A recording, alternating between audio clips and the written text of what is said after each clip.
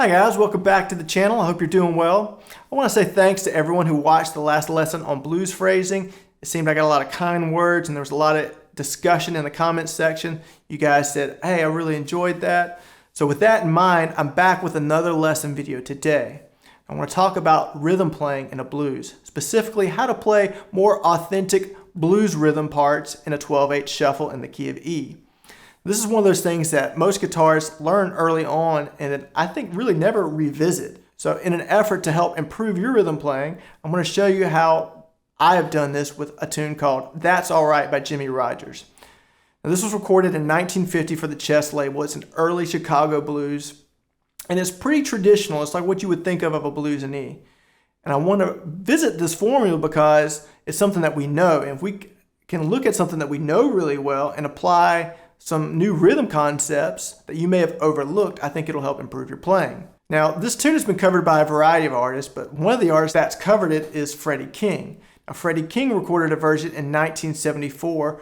It's a solo version. He's playing acoustic guitar, he's playing fingerstyle, and I think we can borrow from both of these versions to get some really cool rhythm concepts and apply those to our playing. So I'm going to show you how I've done this. I'm going to have links to those two versions of the tune in the description below so you can just reference those. But let's get started and take a look at the tune.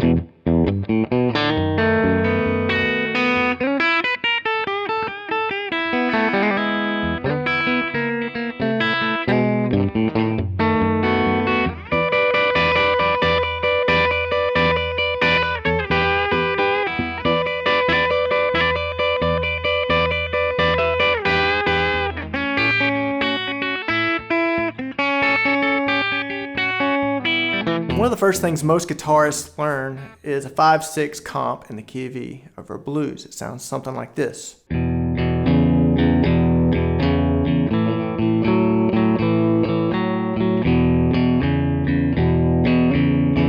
Now, there's nothing wrong with playing a 5/6 comp for a blues, but the rhythm of what I just played, specifically really with my right hand, is pretty bland and pretty uninspired.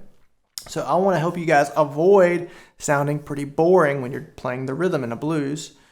I'm going to show you how I do that. Now, what Jimmie Rodgers and Freddie King play in That's Alright, they're playing essentially a 12/8 shuffle. What's a 12/8 shuffle?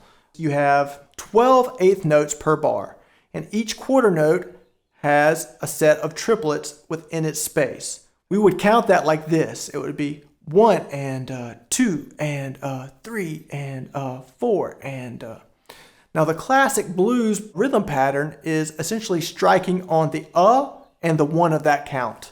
1 and 2 and 3 and 4 and 1 and 2 and 3 and 4. Now if we take out the and, you just have this pattern. Sounds familiar, right? Dun dun dun dun dun dun.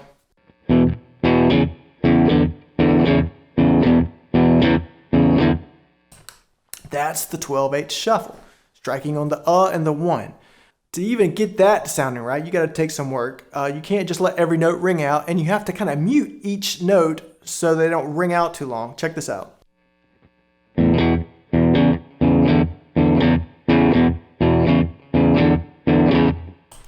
Versus what I played earlier, the initial start sounding like this.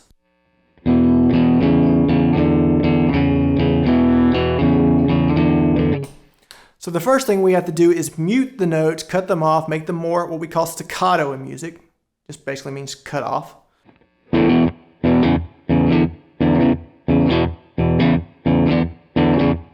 just dropped my hand a little bit. 1.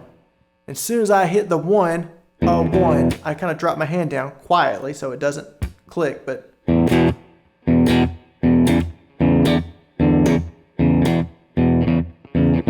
But what's real important about rhythm is having a sense of space. Space matters. It's not just when you're striking the strings, but it's also when the strings are quiet. It's the combination of those two things, the sort of yin and yang, that makes something feel a certain way. If you have notes just ringing out the entire time, you don't have any space, and so you don't have any point of reference, and your notes don't have the same sort of emphasis because there's no quiet happening otherwise. And so to make your notes count, you also have to make your spaces count.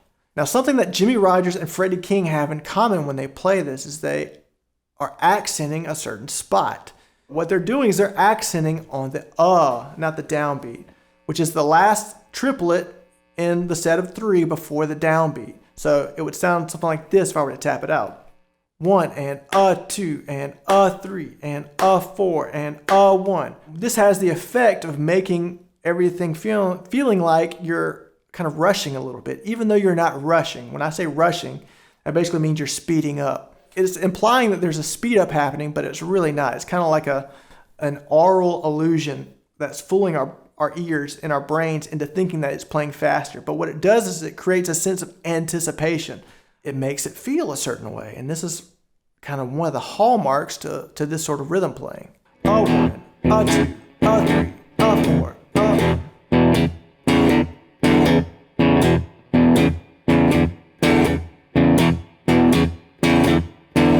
Now that is starting to feel a lot more like Chicago blues.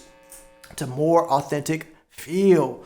So again, you got to cut it off, make sure the notes are staccato, and so you have some sense of space, and then accent on the in that set of triplets. 1, 2, 3, 4. The third and kind of more tricky thing to articulate is what I do with the sense of time. Now that eighth note triplet per quarter note, 1 and 2 and 3 and I'm exaggerating the length of that middle space a little bit so that each triplet isn't an even value. I'm actually making that middle one a little bit longer. And so what that does is it makes the space of the 1 and the a little bit shorter. And so it really kind of makes the feel sound almost a little drunk, for lack of a better word, but it sounds like this if I do that.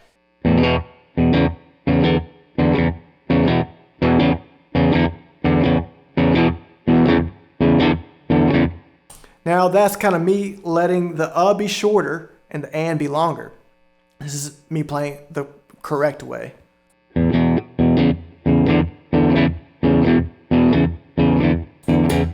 1 and 2 and 3 and 4 and 1 and 2 and 3 and 4. I don't know that I can count it out the drunk way, but let me see if I can do it here. 1, 2, 3, 4.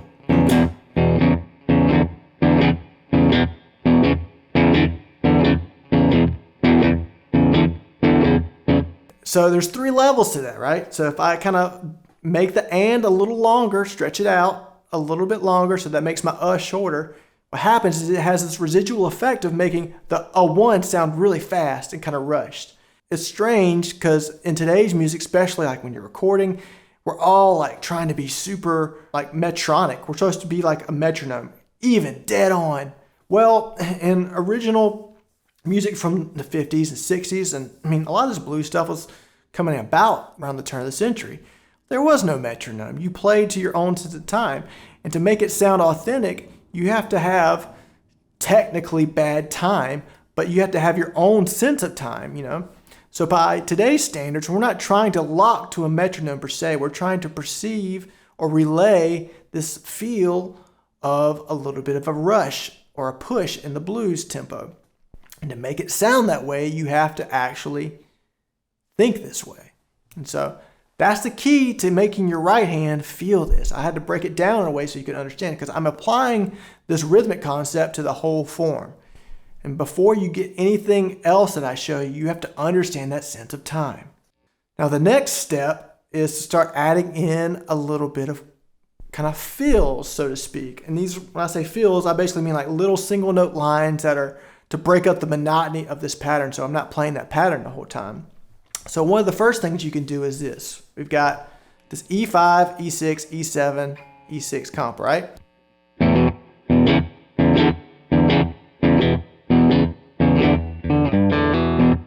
taking the minor third of that pentatonic scale. I'll skip the A string and hit the open D string to get that minor 7th interval, and then I'm hitting the perfect 8th or the root again. So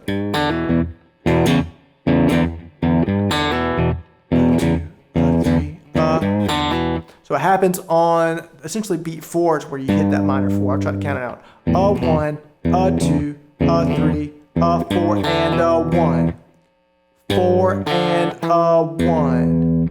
If you have a feel like this, you can't play it every measure because then you're kind of wasting it and reducing its impact. To make it sound more musical, try doing it every other measure. Check it out.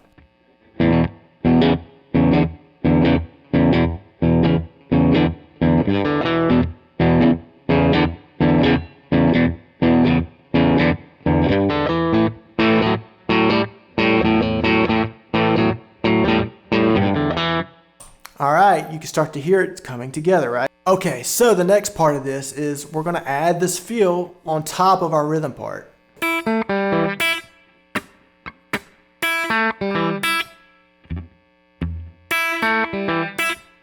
That's what our thing is, and we're just adding that on top of our rhythm part, right?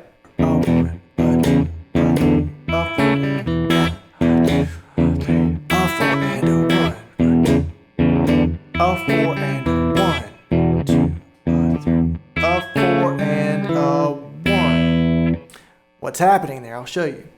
E5, E6, E7 on the of 3 that happens right before the number 4. A1, A2, A3. We're gonna do this thing where we use our middle finger to hit the little E string at the same time. A1, A2, A3, Sounds weird by itself, but it's gonna make sense in a second. So you go and then on the next one, or we're saying the beat 4, you're going to strike E6, we're going to come back down, which is what we've been doing the whole time. And when we do that, we're going to strike the G string 2nd fret. We're essentially going to be hitting a perfect 4th in our minor pentatonic shape. So we got root, 4 in our lick. I'm just reading out the lick that's happening. Root, 4, minor 3rd, root, perfect 8. That's what's happening in the lick. 3 and a 4 and a 1. A 4 and a 1. 2, 3. A 4 and a 1. 2, 3. A 4 and a 1. 2. A 4 and a 1. It's hard for me to count it out and do it at the same time. I can play it easier than I can count it.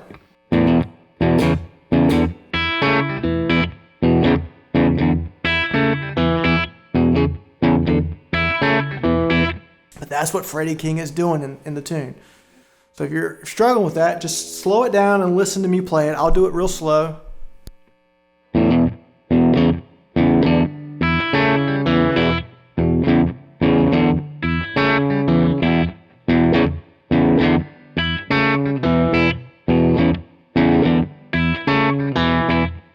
That is the trickiest part of what I'm showing you today. It's the combination of doing those things together.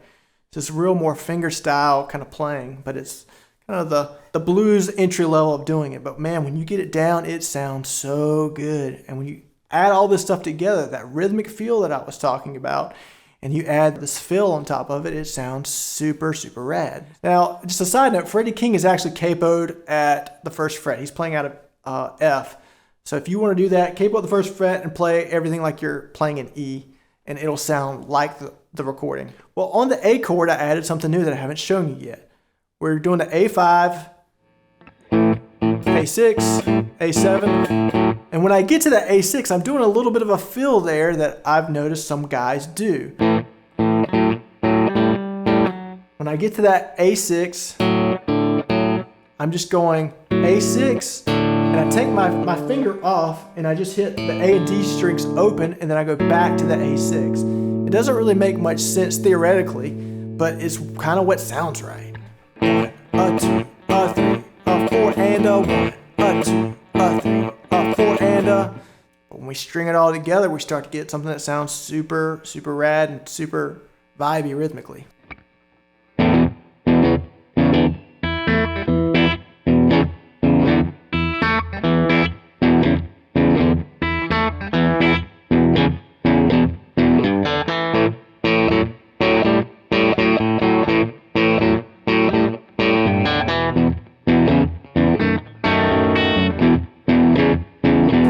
When we get back to that E chord, we're going to do 2 bars of E, and then we're going to hit this B7. Now my B7 has a kind of a weird voicing. This is something I've observed that a lot of these blues players do. Instead of hitting the root, they'll omit the root and hit the 5th, the F sharp, on the E string 2nd fret. This is a good way to make your B7 sound more like Chicago blues. My first finger's on the D string, my middle finger's on the G string in the chord. That's my pattern. Pinch, thumb, B string. Pinch, it's double pinch, thumb, B string. Double pinch, thumb, B string. So all together.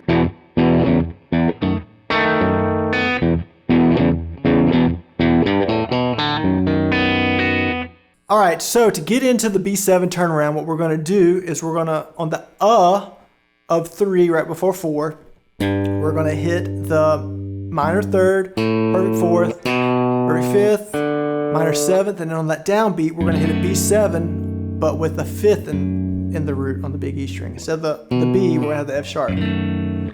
4 and 1 and 2 and do that again slow. So what's happening on the B7 chord is I'm going thumb first, catching the G and D strings together, thumb first, and then thumb middle on the B string, and then thumb ring on the little E string, making sure you're fretting the F sharp at the top there too.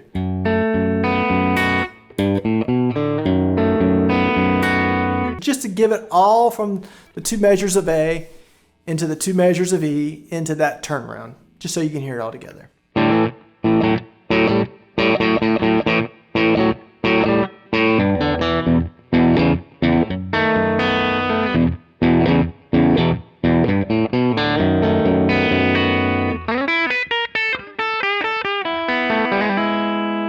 And then we got this cool Freddie King fill from the B7. What I'm going to do is I'm going to slide into the major 3rd of the A chord on the G string 6th fret. And then I'm going to hit the 5th of the A chord. And then I'm going to hit the 9th on the little E string 7th fret. So we got 4, 5, 9, flat 9, 8, minor 7. And so we got... And we're going to bend that minor 7 like a quarter bend. So minor 7, 8, minor 7, 8, minor 7, and then we're done with the measure of A, and we're now on the measure of E. And we're going to hit open E, open B, hit the 4th, and then toggling between the minor 3rd of an E chord and a major 3rd. We're just going to do that twice, just like a little hammer on. On beats 4, you're going to go 4 and a 1. So that 9th interval of the A chord should be on the downbeat of the measure of A. And a 1 and a 2 and a 3 and a 4 and a 1.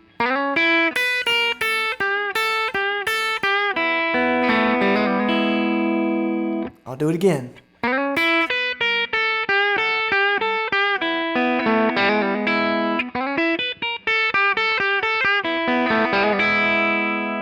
Alright, so we're getting almost there. What Freddie King does in his version, he does the voicing of a G chord. He's catching the 5th and the 3rd, so think like 3rd fret, F style bar chord, but we're only hitting the A string and the G string, so the 5th of the chord and the 3rd of the chord. And I'm going to use these fingers to do it because that's just the way I like to do it when I'm playing a blues. But What you're gonna do is you're gonna pinch, ring, first finger. That might be the easiest way to do it. Let's do it that way.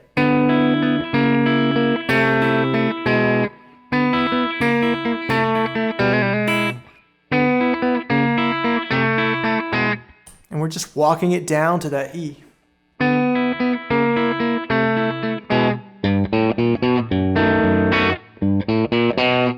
And so to get to that final B7 after that walk down, we just go minor third, fourth, flat 5, 5, a 4, and a 1. So the timing of that lick starts on the of 3 right before 4. A 4 and a 1. A 4 and a 1 and a 2 and a 3 and a 4. A 4 and a 1 and a 2. Alright, so that's essentially all the parts. I'm going to put it all together for you so you can hear it.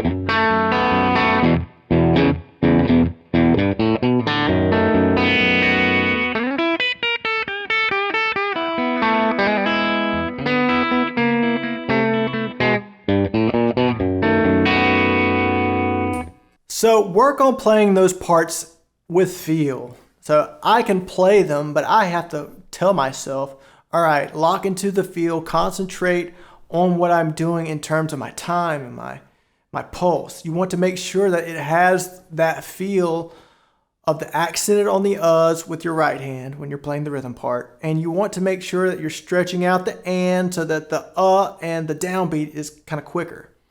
And this is something that, like I said, I have to tell myself to do because it doesn't come naturally to me. But the more and more that I'm doing it, I'm finding that it feels more natural and it sounds much more authentic in this Chicago blues style. I want to say thanks to you guys. I really appreciate you taking the time to watch these videos. If you got something out of this lesson video specifically, comment down below, let me know. That sort of engagement really helps keep these videos fresh. Thumbs up the video as that helps me get these videos in front of more eyes. And if you're not subscribed to the channel, please consider subscribing. You know, I'm trying to grow this channel up to 1,000 subs just to get the chance to monetize. You know, that would help me keep creating these videos and earn a little kickback from doing this. You know, I do it because I love it, but it would be nice to get some compensation for it. So if you guys will subscribe, that'll help me get there to do that. And speaking of the channel, I want to give you guys a heads up. I'm going to be changing the name of the channel. It's going to be changing from Bellwether Music Academy to Tonecast. Now the content's not going to change. I'm just changing the name to something that's a little bit more shorter and concise and in line with kind of my vision for the channel. I just want to give you guys the heads up on that so when you see the name change in your subscription feed, you're not freaked out and thinking, wait, I didn't subscribe to this. So again, thanks for watching and we'll catch you guys in the next video. Peace.